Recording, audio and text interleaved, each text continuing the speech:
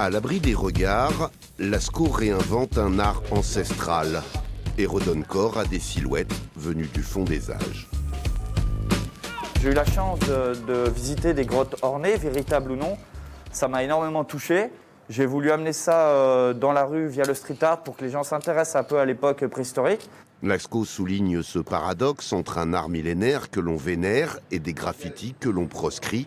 Si son anonymat le protège, ils lui permettent aussi de ne pas interférer avec son travail. Ce qui est important finalement, c'est le message qu'il y a sur le fait qu'on décide depuis qu'on est homme préhistorique. Il y a un confort par rapport à mon environnement, mes proches, etc., d'être un peu tranquille. Au gré de ses déplacements, il parsème les murs de ces figures qui ont inspiré les premiers hommes. Nous l'avions rencontré à ses débuts en 2017 pour mettre en lumière l'originalité de sa démarche.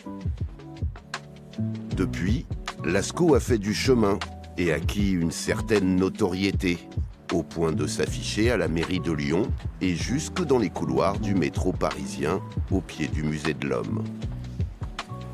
Aujourd'hui, il publie un fascicule dans une collection qui abrite les plus grands noms du street art hexagonal, un ouvrage mis en avant par cette libraire de la Croix-Rousse. Parfois c'est à Lyon, hein.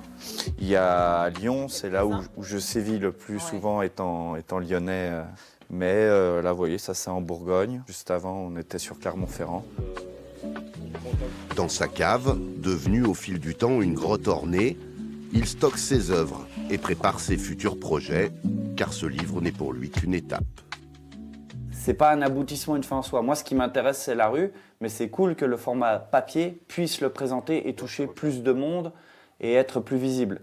Avec ce travail, Lascaux veut piquer notre curiosité pour attirer l'attention sur les trésors cachés de notre patrimoine. J'espère pouvoir sensibiliser aux gens déjà aux magnifiques grottes qu'on a en France, parce que bon, on connaît Lascaux, on connaît Chauvet, on connaît Cosquer, mais il y a Niaux, la grotte des Trois Frères, il y a un tas d'autres grottes, et il y a tellement d'art pariétal dans le monde qu'il y a encore de quoi faire pour faire parler de tout cet art à travers le monde.